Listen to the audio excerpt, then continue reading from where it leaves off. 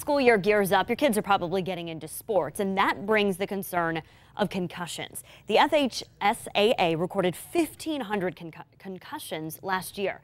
That's 1% of 270,000 athletes. Several apps are helping diagnose concussions on the sidelines. 10 News reporter Isabel Mascarenas has a neurologist check out if those apps are actually reliable. Yes. We are seeing more concussions in that. And not just because it's football season, and not just in boys, says Sarasota neurologist Dr. Dan Stein. Girls in basketball and soccer have a high concussion rate compared to other female sports. Several apps claim to diagnose possible concussions on the sidelines, but do they work? Stein looks at 5 apps. First, the Concussion and Recognition and Response app. It uses a valid measure for concussion assessment, the guidelines that were set up by the CDC. I would give that a thumbs up. Another thumbs up goes to the app SCAT2, based on guidelines developed by concussion experts. This is a good sideline tool.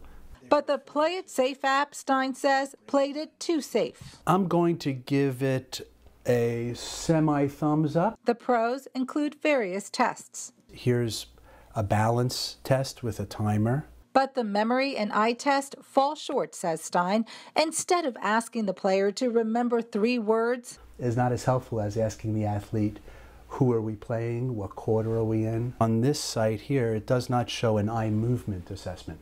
So eye movement assessment is actually more important in some ways compared to visual acuity. Thumbs down goes to the Concussion app. It calls for help based on your phone's GPS location. I think that's a good feature. You know, most people have the ability to call 911. Stein's least favorite is one of the newest apps, the Pupil Screen. It uses your phone's flashlight to study a person's pupil reflex, similar to a doctor's exam. It's a clever idea to record the pupillary light reflex using the flashlight right there.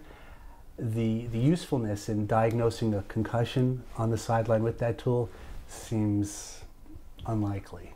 Bottom line, these apps are not the final word. So the phrase we use is, when in doubt, sit them out. If you think there's a concussion, no matter what the app says, positive or negative, you should still take that player off the field. In Sarasota, Isabel Mascarenas, 10 News.